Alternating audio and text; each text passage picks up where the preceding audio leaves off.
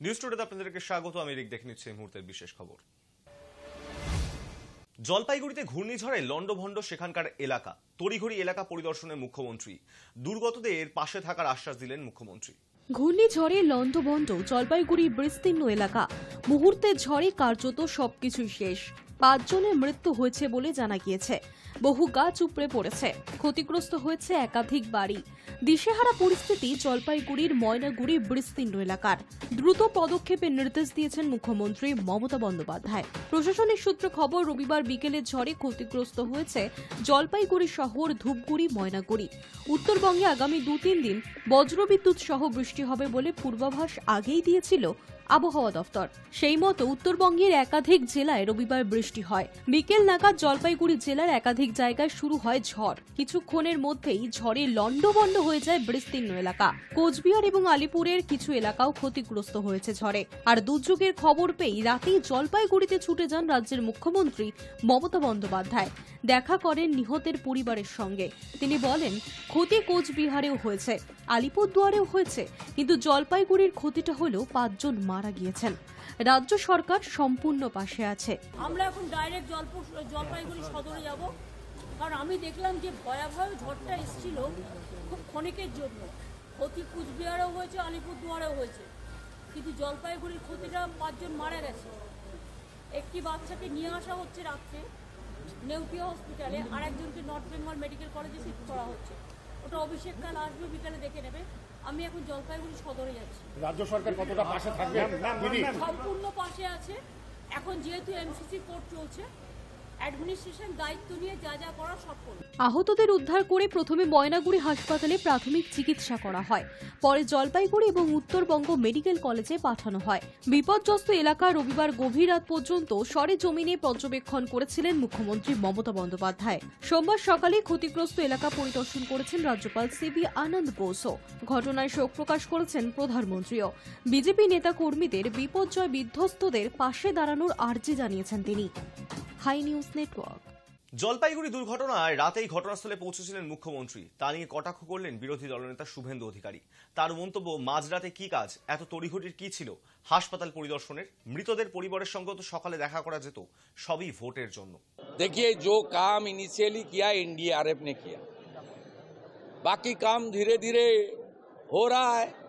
Photo session ज्यादा हो रहा है, रेस्क्यू, रिहैब और जो रिलीफ देने का काम वो ठीक नहीं हो रहा है। ज्यादा फोटो सेशन और भाषण हो रहा है। और क्या मिडनाइट में क्या काम है? इतना जल्दीबाजी का क्या है? हॉस्पिटल विजिट करना, जो डेथ विक्टिम है उनका फैमिली से मुलाकात सुबह तो हो सकता था, गवर्नर साहब ने किया। मैं जा रहा हूं, मैं करूंगा पहले ना ये तो आप देखिए ना, दोहरा मापदंड। माल में जो हुआ था दुर्गा पूजा का विसर्जन का दिन, कहाँ थी चीफ मिनिस्टर? 3 हफ्ता बाद वहां आई, 3 हफ्ता बाद। तब तो वोट नहीं था, ये तो वोट के लिए। ये तो सबका उत्तरबंग मालूम है। उत्तरबंग में कोई जो वेदर रिपोर्ट कौन उसको मॉनिटर करता है? वीडियो करता है, डीएम करता है। कोई फोरकास्ट तो वेदर का फोरकास्ट था यहाँ। जब डिजास्टर होता है, साइक्लोन होता है, हड़प्पा बांध होता है, जो सिक्किम में कुछ दिन पहले हुआ, कोई फोरकास्ट और प्रिकॉशन कोई एडमिनिस्ट्रेशन की ओर से, वीडियो, डीएम, एसडीओ, कोई माइकिंग कुछ है यहाँ? कोई मॉनिटरिंग है? दूसरा प्रदेश में मॉनिटरिंग है। अब हिमाचल में जाइए, उत्तराखंड में जाइए, जम्मू कश्मीर में जाइए, अरुणाचल प्रदेश में जाइए, किस तरीके से वेदर रिपोर्ट का मॉनिटरिंग और वेदर रिपोर्ट को पहले जनता को बीच एफएम चैनल के द्वारा माइकिंग करके जनता को जागरूक करना, अलर्ट करना, एक काम दूसरा प्रदेश में होता है। यहाँ कोई नहीं। यहाँ हादसा होने का बाद तू खींच मेरी फोटो। ঝড় বিধ্বস্ত জলপাইগুড়ির পথেও শুভেন্দু। মমতার 13 ঘন্টা পরে রওনার কি ব্যাখ্যা দিলেন তিনি, আমরা দেখব। ঝড় বিধ্বস্ত জলপাইগুড়ির উদ্দেশ্যে সোমবার সকালে রওনা দিয়েছেন বিরোধী দলনেতা শুভেন্দু অধিকারী। কলকাতা বিমানবন্দর থেকে বাগডোগরার বিমান ধরেছেন তিনি। তবে যাওয়ার আগে রাতে তড়িঘড়ি মুখ্যমন্ত্রী মমতা বন্দ্যোপাধ্যায় জলপাইগুড়িতে পৌঁছে যাওয়া নিয়েও কটাক্ষ করেছেন তিনি। জলপাইগুড়ির ঝড়ে প্রাণহানির খবর পেয়ে রবিবার রাতেই সেখানে পৌঁছে যান মমতা। মৃতদের পরিবারের সদস্যদের সঙ্গে দেখা করেন মুখ্যমন্ত্রী। হাসপাতালে গিয়ে আহতদের খোঁজ নেন। রাত 2:30 পর্যন্ত জলপাইগুড়ির বিভিন্ন এলাকায় ঘুরে পরিস্থিতি পরিদর্শন করেন মুখ্যমন্ত্রী। মমতা রবিবার রাত 8:30টার পর চার্টার ফ্লাইটে জলপাইগুড়ির উদ্দেশ্যে রওনা দেন। আর শুভেন্দু বিমানবন্দর থেকে রওনা দিয়েছেন সোমবার সকাল 9টা নাগাদ। অর্থাৎ তাদের যাত্রার সময়ের ব্যবধান প্রায় 13 ঘন্টা। এ প্রসঙ্গে সোমবার সকালে বিমানবন্দর থেকে শুভেন্দু বলেন ওর চার্টার ফ্লাইট আছে, তাই উনি রাতে চলে গিয়েছেন। আমাদের সাধারণ বিমান যখন সময় হবে আমি যাব। রাজ্যপালও তেমন গিয়েছেন। মমতা দ্রুত যাওয়া নিয়ে নির্বাচনী বন্ডের প্রসঙ্গ তুলেছেন বিরোধী দলনেতা। তাঁর কথায় তৃণমূল তো নির্বাচনী বন্ড থেকে অনেক টাকা পেয়েছে। সঞ্জীব গোয়েঙ্কা 400 কোটি টাকা দিয়েছে, ডিআর লটারি 600 কোটি টাকা দিয়েছে। ভোর রাতে মাঝরাতে যখন খুশি চার্টার ফ্লাইটে ওরা যেতে পারে। তবে আমি তৃণমূল এবং মুখ্যমন্ত্রীকে বলতে চাই, মাল নদীতে হরপা বানের সময় যদি ওর তৎপরতা দেখতে পেতাম তাহলে ভালো লাগতো। তাহলে বুঝতাম আপনি রাজধর্ম করছেন, ভোট ধর্ম করছেন না। শুভেন্দু জানান, এই কঠিন পরিস্থিতির মোকাবেলা করতে গুরুত্বপূর্ণ ভূমিকা পালন করতে হবে বিভিন্ন স্বেচ্ছাসেবী সংগঠনগুলিকে। কারণ রাজনৈতিক কর্মী এবং জনপ্রতিনিধিরা এই মুহূর্তে নির্বাচনী বিধির আওতায় পড়ছেন। তাই ইচ্ছা থাকলেও বিশেষ কিছু তারা করতে পারবেন না। শুভেন্দু বলেন, কাল থেকে ওখানে আমাদের স্বেচ্ছাসেবী এবং জেলার কর্মীরা কাজ করছেন। নির্বাচনী বিধি মাথায় রেখে আমাদের পক্ষ থেকে সাধ্যমতো কাজ করা হচ্ছে। প্রধানমন্ত্রী দপ্তর দ্রুততার সঙ্গে হস্তক্ষেপ করেছে। জাতীয় বিপর্যয় মোকাবিলা বাহিনী উদ্ধারের পাশাপাশি ত্রাণ কাজও চালিয়েছে। জলপাইগুড়িতে প্রায় 800 বাড়ি ধ্বংস হয়ে গিয়েছে। বাড়িগুলি টিন দিয়ে তৈরি ছিল। এই সময় সরকারের উচিত মানুষের পাশে দাঁড়ানো, কারণ বিপর্যয়ের ক্ষেত্রে সরকার আদর্শ আচরণ বিধির আওতায় পড়ে না। রামকৃষ্ণ মঠ ও মিশন, ভারত সেবাশ্রম সংঘ, রেড ক্রসের মতন স্বেচ্ছাসেবী সংস্থাও জলপাইগুড়িতে কাজ করছে। তাদের আরও বেশি করে দায়িত্ব নিতে হবে। আমরা রাজনৈতিক কর্মী বা জনপ্রতিনিধিরা নির্বাচনী বিধির কারণে বেশি কিছু করতে পারবো না। ইচ্ছা থাকলেও আমাদের উপায় নেই, কেবল পাশে থাকতে পারি। তাই সংগঠনগুলিকে দায়িত্ব নিতে হবে। আশা করব অন্য রাজনৈতিক দল এবং প্রশাসন রাজনীতি দূরে রেখে কাজ করবে। ওনার চার্টার ফ্লাইট আছে, উনি যেতে পারেন। আমাদের কমার্শিয়াল ফ্লাইট যখন টাইম হবে, গভর্নরও গেছেন, আমরাও যাচ্ছি, অন্যরাও গেছেন। ওনার চার্টার ফ্লাইট আছে তাই গেছেন, কারণ তৃণমূলের ইলেকটোরাল বন্ডে অনেক টাকা। সঞ্জীব গোয়েঙ্কা 400 কোটি টাকা দিয়েছে, ডিআর লটারি 600 কোটি টাকা দিয়েছে। অত একটা কেন, 5টা চার্টার ফ্লাইটে মাঝরাত্রে, ভোরে, সকালে, রাত্রে সব যেতে পারে। কিন্তু আমি তৃণমূলকে বলবো, মুখ্যমন্ত্রীকেও বলবো, মালের সময় যদি আপনার এই তৎপরতাটা দেখতাম ভালো লাগতো। তাহলে বুঝতাম আপনি রাজধর্ম করছেন, ভোট ধর্ম করছেন না। শুভেন্দুর মন্তব্য প্রসঙ্গে তৃণমূল নেতা শান্তনু সেন বলেন, কে চার্টার ফ্লাইটের কথা বলছেন? কারা চার্টার ফ্লাইটে নেতাদের দিল্লিতে নিয়ে গিয়ে যোগদান করালো? আর শুভেন্দু নির্বাচনী বন্ডের কথা বলছেন কিভাবে? দেশের অর্থমন্ত্রী নির্মলা সীতারামনের স্বামী তো কিছুদিন আগে বলেছেন পৃথিবীর সবচেয়ে বড় দুর্নীতি নির্বাচনী bond. High News Network. Jalpaiguri থেকে রাজ্যপাল সিভি আনন্দ বোস কি বললেন আমরা শুনবো। I would like to assess the situation for myself. That is why I have come here. I will visit the field, talk to the people affected, and also share the experience of those who underwent the tragedy. I'll also try to see the welfare of those who are injured, crops damaged. Then I'll contact the National Disaster Management Authority and all other agencies that are involved in relief operations. I'm already in touch with Delhi on this issue. After visiting the places and interacting with the people, then I'll tell you my assessment of the situation. জলপাইগুড়ির খোঁজ নিতে মুখ্যমন্ত্রী মমতা বন্দ্যোপাধ্যায়কে phone কেন্দ্রীয় স্বরাষ্ট্রমন্ত্রী অমিত শাহের। বাংলায় বার্তা এক্সে। জলপাইগুড়ির পরিস্থিতি সম্পর্কে খোঁজ নিতে মুখ্যমন্ত্রী মমতা বন্দ্যোপাধ্যায়কে ফোন করলেন অমিত শাহ। কেন্দ্রীয় স্বরাষ্ট্রমন্ত্রী নিজেও সে কথা জানিয়েছেন এক্স হ্যান্ডেল পোস্টে। এক্স হ্যান্ডেলে বাংলায় বার্তা দিয়েছেন শাহ। লিখেছেন, ঝড়ের কারণে পশ্চিমবঙ্গ, অসম এবং মণিপুরের ব্যাপক ক্ষয়ক্ষতির জন্য আমি গভীরভাবে উদ্বিগ্ন। মুখ্যমন্ত্রীদের সঙ্গে কথা বলেছি এবং সম্ভাব্য সব ধরনের সহায়তার আশ্বাস দিয়েছি। বিপর্যয় নিহতদের পরিবারের প্রতি সমবেদনা এবং আহতদের দ্রুত আরোগ্য কামনা করেছেন কেন্দ্রীয় স্বরাষ্ট্রমন্ত্রী। সংশ্লিষ্ট রাজ্যের বিজেপি নেতা এবং কর্মীদের উদ্দেশ্য বার্তা দিয়েছেন শাহ। লিখেছেন, বিজেপির সমস্ত কার্যকর্তাদের এই সংকটের সময় ক্ষতিগ্রস্তদের পাশে থাকার এবং তাদের সম্ভাব্য সব রকমের সাহায্য করার আবেদন করছি। রবিবার বিকেলে জলপাইগুড়ির বিস্তীর্ণ এলাকা জুড়ে ঘূর্ণিঝড়ের তাণ্ডব চলেছে। মৃত্যু হয়েছে 5 জনের, গুরুতর জখম হয়ে অনেকেই হাসপাতালে ভর্তি। এই পরিস্থিতিতে রবিবার রাত 9:30টায় বিমানে বাগডোগরা রওনা দেন মুখ্যমন্ত্রী, সঙ্গে মন্ত্রী অরূপ বিশ্বাস। পৌঁছানোর পরেই মমতা বন্দ্যোপাধ্যায় মৃতদের পরিবার এবং আহতদের সঙ্গে দেখা করতে যান। জলপাইগুড়ির সেনাপাড়ার কালীতলা রোডে মৃত দ্বিজেন্দ্র নারায়ণ সরকার এবং পাহাড়পুরে মৃত অনিমা বর্মনের বাড়িতে যান তিনি। পরে সেনপাড়া থেকে রওনা হন জলপাইগুড়ি সুপার স্পেশালিটি হাসপাতালে। তারপর সেখান থেকে রাত 2:30 নাগাদ জলপাইগুড়ির মালবাজারের চালসার একটি হোটেলে ওঠেন মুখ্যমন্ত্রী। এখনও সেখানেই রয়েছেন তিনি। প্রশাসনিক সূত্রে খবর, জলপাইগুড়ি থেকে পরিস্থিতির দিকে নজর রাখছেন তিনি, সবকিছু পরিচালনা করছেন। জলপাইগুড়ির ঘটনায় রবিবার রাতেই এক্স হ্যান্ডেলে বার্তা দিয়েছেন প্রধানমন্ত্রী নরেন্দ্র মোদী। নিহতদের পরিবারের প্রতি সমবেদনা জানিয়ে তিনি বিজেপির নেতা কর্মীদের দুর্গতদের পাশে থাকার বার্তা দিয়েছিলেন। High News Network. ভোটের আগে কিছুটা স্বস্তি মিলল ভারতের জাতীয় কংগ্রেসের। বকেয়া আয়কর নিয়ে কোনো পদক্ষেপ করা হবে না, লোকসভা নির্বাচনের আগে জানিয়ে দিল আয়কর দপ্তর। লোকসভা নির্বাচনের আগে কংগ্রেসকে আপাতত স্বস্তিতে রাখল আয়কর দপ্তর। সোমবার শীর্ষ আদালতে আয়কর দপ্তরের তরফে জানানো হয়েছে, ভোটের আগে তারা কংগ্রেসের 3,500 কোটি টাকার বকেয়া আয়কর নিয়ে কোনো কড়া পদক্ষেপ করতে চায় না। সোমবার সুপ্রিম কোর্টে আয়কর দপ্তরের হয়ে সওয়াল করেন কেন্দ্রের সলিসিটর জেনারেল তুষার মেহতা। তিনি জানান, 3,500 কোটি টাকার আয়কর উদ্ধার করতে লোকসভা নির্বাচনের আগে কংগ্রেসের বিরুদ্ধে কোনো পদক্ষেপ করতে চায় না আয়কর দপ্তর। এর ফলে ভোটের সময় তাদের কোনো সমস্যায় পড়তে হবে না বলেও আশা প্রকাশ করেন তুষার মেহতা।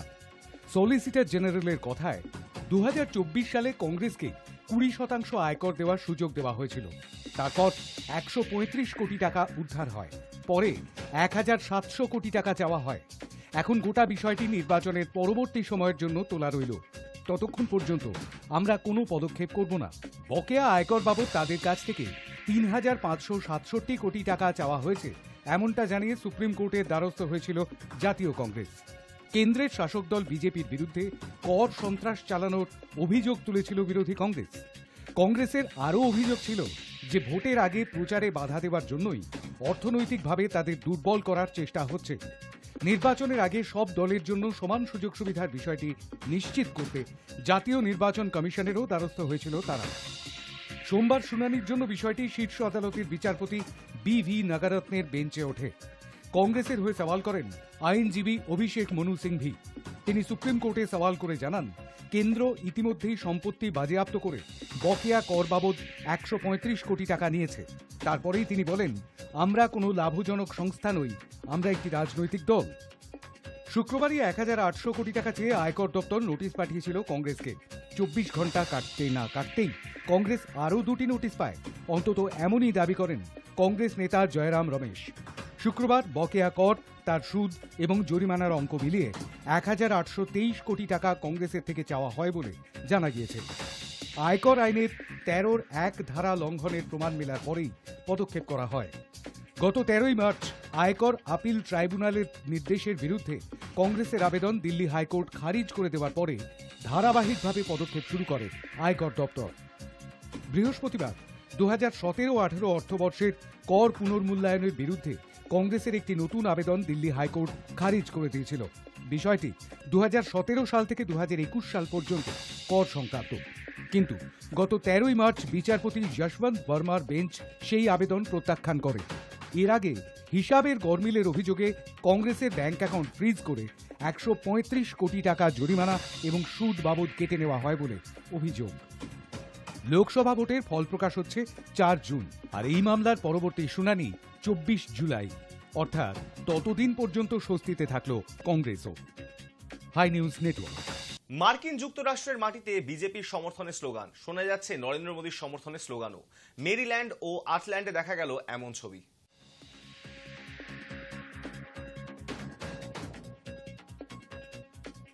সামনেই লোকসভা নির্বাচন, তার আগেই এবারে টার্গেট বেঁধে দিয়েছেন স্বয়ং প্রধানমন্ত্রী নরেন্দ্র মোদী। স্লোগান তুলেছেন, আব কি বার 400 পার। ভোটের প্রচারে বেরিয়ে সভা কিংবা মিছিল থেকে সেই স্লোগানেরই অনুরণন তুলছেন বিজেপির নেতা নেত্রী থেকে কর্মী সমর্থকরাও। এ রাজ্যে এবং গোটা দেশে তো বটেই, দেশের বাইরে সুদূর মার্কিন যুক্তরাষ্ট্রেও এবার শোনা গেল সেই স্লোগান। मैं हूं मोदी परिवार, अब की बार 400 बार। मैं हूं मोदी परिवार, मैं हूं मोदी परिवार, अब की बार मैं हूं मोदी परिवार, अब की बार 400 बार। তৃতীয়বারের জন্য প্রধানমন্ত্রী পদপ্রার্থী নরেন্দ্র দামোদর দাস মোদীর পরিবার নিয়ে বিরোধীরা প্রশ্ন তোলায় সেই ব্যক্তিগত আক্রমণকে রীতিমতো তুলোধনা করে মোদী বলেন, গোটা দেশের মানুষ তাঁর পরিবার। আর সেই স্লোগানকেও ভোটের আগে ময়দানে নামিয়েছে গেরুয়া শিবির। মার্কিন যুক্তরাষ্ট্রের মেরিল্যান্ডের বাসিন্দাদের মুখেও শোনা গেল সেই স্লোগান। मैं हूं मोदी परिवार, सब लोग मैं हूं मोदी परिवार, मैं हूं मोदी परिवार,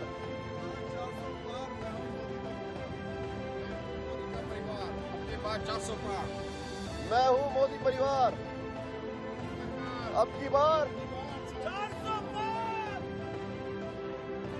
भारत माता की जय। मैं हूं मोदी परिवार,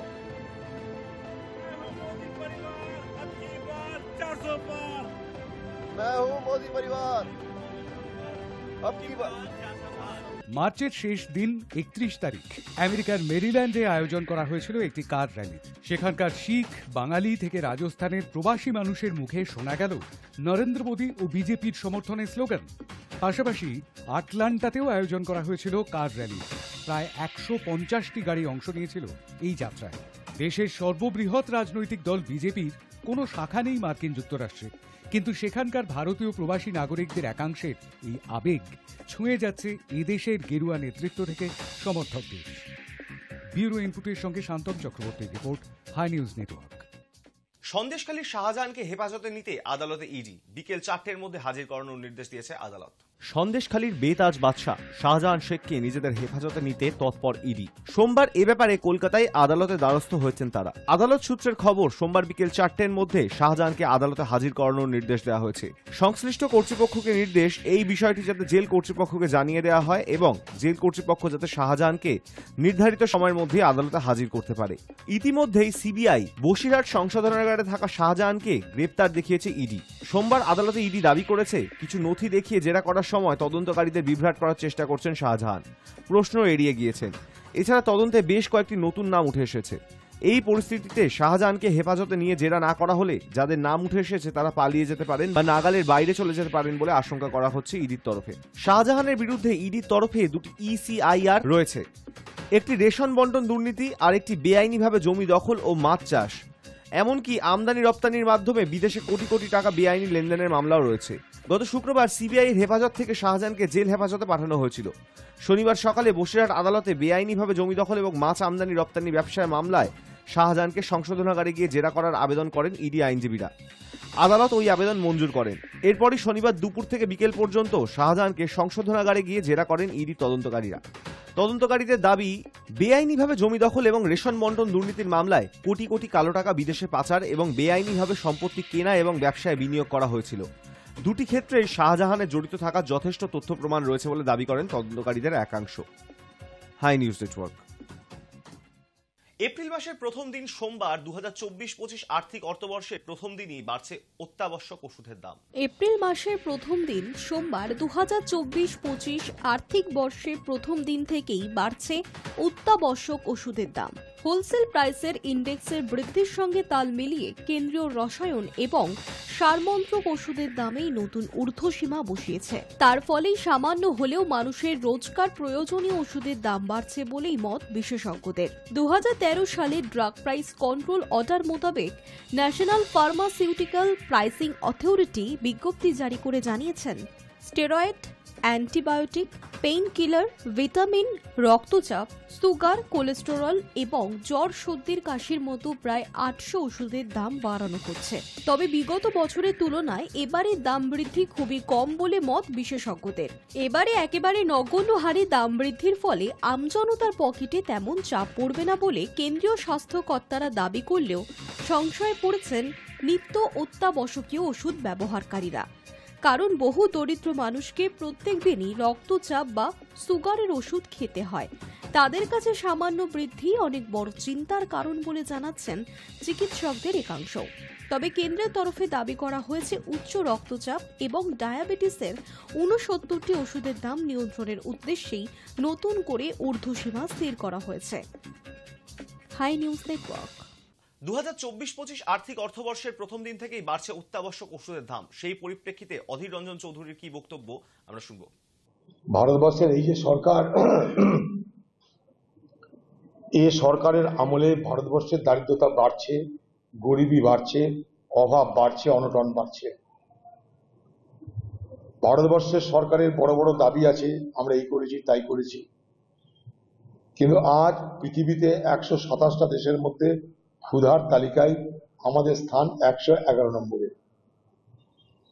মাথা পিছু মানুষের রোজগার কমে যাচ্ছে কোন জায়গায়, বাংলাদেশও আমাদের থেকে এগিয়ে আজকে মাথা পিছু রোজগারে। এই সরকার সে মানুষের কাছে ট্যাক্স আদায় করা, দাম বাড়ানো, যেমন ধরুন পেট্রোল, ডিজেল, রান্নার গ্যাস, ওষুধের দাম, প্রত্যেকটা জিনিসের দাম আজকে ভারতবর্ষের এই সরকার আমলে বেড়ে চলেছে। স্বাভাবিকভাবেই মানুষের খরচ করার ক্ষমতাটা কমে যাচ্ছে, ডিপোজিট করার ক্ষমতা কমে যাচ্ছে, টাকা জমানো করার ক্ষমতা মানুষের কমে যাচ্ছে। আর এই সরকার কিছু পুঁজিপতিদের হয়ে ওকালতি করছে। এই যে ওষুধের দাম বাড়ছে, হয়তো দেখবেন ওষুধ কোম্পানি ইলেকট্রাল বন্ডে কোনো ভালো চাঁদা দিয়েছে, নাহলে দাম বাড়ানোর সুযোগ দেবে না। এখানে ধান্দা করতে গেলে চাঁদা দিতে হয়, কিছু দিয়েছে তাই বাড়ছে।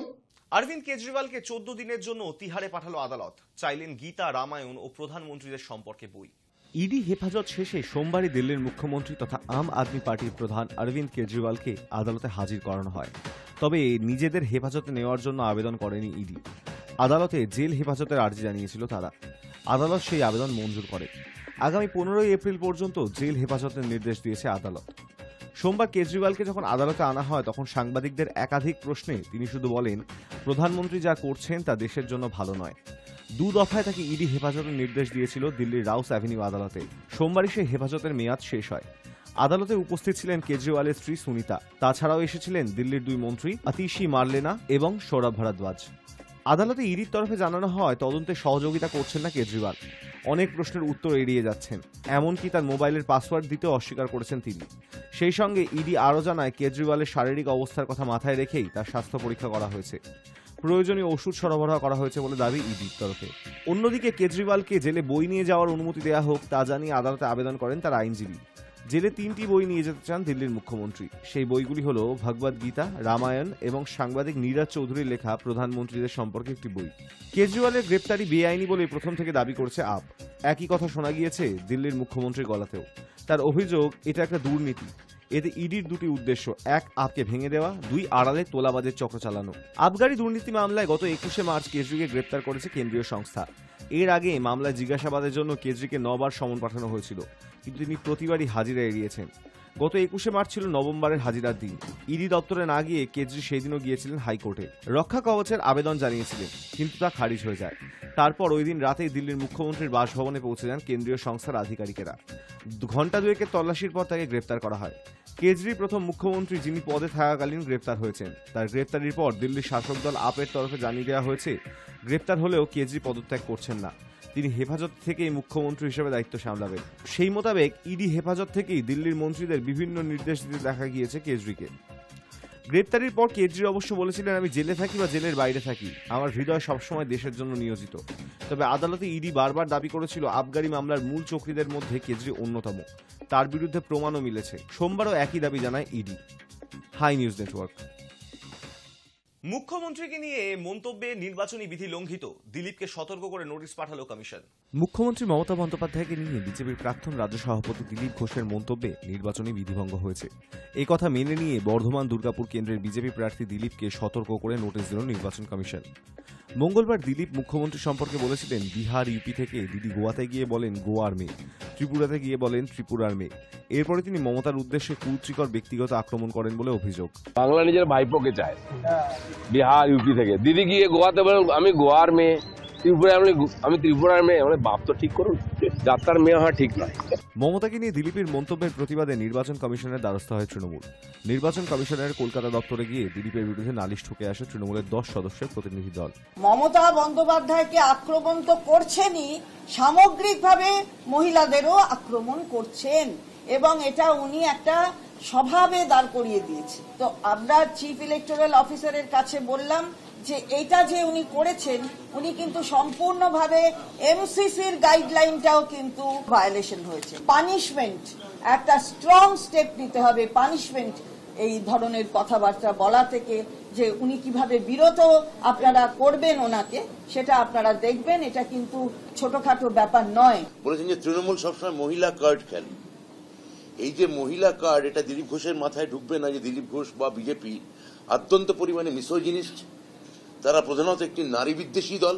যেভাবে উনি বাঙালি পুরো জাতিকে, বাঙালি মহিলাকে, এবং যিনি বাংলাদেশে বসবাস করেন, তিনি বাংলা ভাষী হন বা হিন্দি ভাষী হন, যাই হোক, মহিলা দেখলে যেভাবে উনি খারাপ কথা বলেন, এটাকে আমরা সিরিয়াসলি কন্ডেম করছি। আমার মনে হয় যে রাজ্য ইলেকশন কমিশনকে আজকে আমরা লিখিতভাবে আমরা এটা জানিয়েছি। তারই প্রেক্ষিতে রিপোর্ট চায় কমিশন। তারই পর দিলীপকে শোকজের নোটিশ ধরানো হয়। মঙ্গলবার দিলীপের নিন্দা করে বিজেপির কেন্দ্রীয় নেতৃত্ব শোকজ করে নোটিশ ধরায় তাকে। যত দ্রুত সম্ভব এহেন আচরণের ব্যাখ্যা চাওয়া হয়। এবারে আমি যে বক্তব্য রেখেছি, মাননীয় মুখ্যমন্ত্রী, যার সঙ্গে আমার কোনো ব্যক্তিগত ঝগড়া নেই, যার সম্বন্ধে আমার মনে কোনো ক্লেশ নেই, ক্লেদ নেই, কোনো দুর্ভাবনাও নেই, উনি যে রাজনৈতিক বক্তব্য বারবার দিয়েছেন লোককে আর বিভ্রান্ত করার জন্য, আমি তার প্রতিবাদ করে প্রশ্ন করেছি। প্রশ্ন হচ্ছে, আমার ভাষা শব্দ প্রয়োগ নিয়ে বহু লোকের আপত্তি আছে, আমার পার্টিও বলেছে, অন্যরাও বলেছেন যে অসংসদীয়। যদি তাই হয় আমি তার জন্য দুঃখিত। সোমবার কমিশনের তরফে একটি বিবৃতি জানানো হয়। তারা দিলীপের মন্তব্য শুনে এই সিদ্ধান্তে এসেছেন যে বিজেপি প্রার্থী অত্যন্ত নিচু মনের ব্যক্তিগত আক্রমণ করেছেন এবং আদর্শ নির্বাচনী আচরণবিধি লঙ্ঘিত হয়েছে। ভারতীয় সমাজে মেয়েদের যে উঁচু স্থান রয়েছে সে কথা স্মরণ করিয়ে দিয়েছে কমিশন। কমিশনের তরফে বলা হয়েছে, নির্বাচনী প্রক্রিয়ায় মেয়েদের অংশগ্রহণ এবং প্রতিনিধিত্ব বৃদ্ধি করতেই কাজ করে চলেছে তারা। এই আবহে মেয়েদের অবস্থানের কোনো ক্ষতি হলে তারা বিষয়টি মেনে নেবে না বলেও জানিয়েছে কমিশন।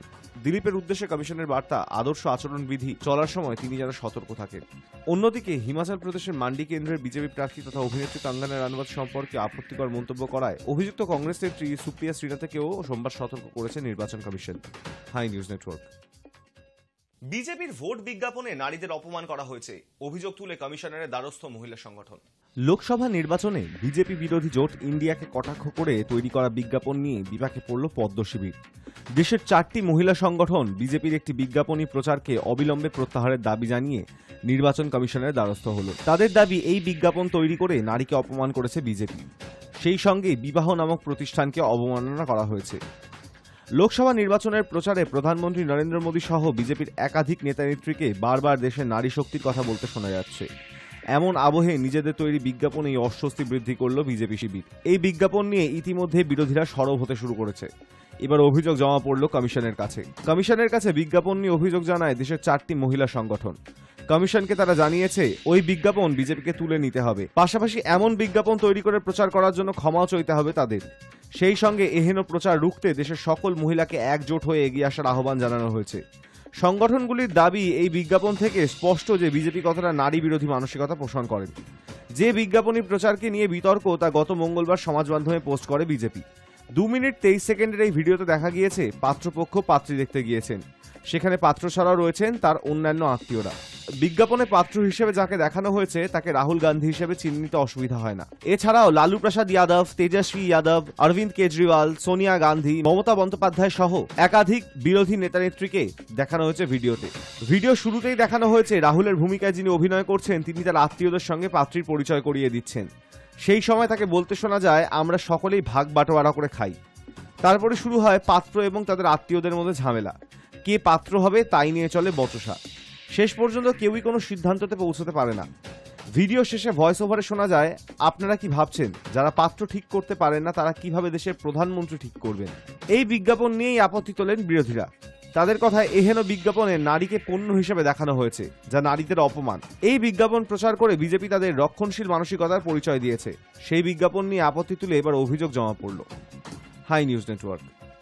দিন কয়েক আগেই কমেছিল রান্নার গ্যাসের দাম। নারী দিবসের সকালে রান্নার গ্যাসের দাম এক ধাক্কায় 100 টাকা কমার সিদ্ধান্ত নেয় কেন্দ্র। এবার কমলো বাণিজ্যিক গ্যাসের দামও। লোকসভা নির্বাচন শুরু হতে বাকি মাত্র 19 দিন। তার আগেই ফের মাস্টার স্ট্রোক কেন্দ্রের।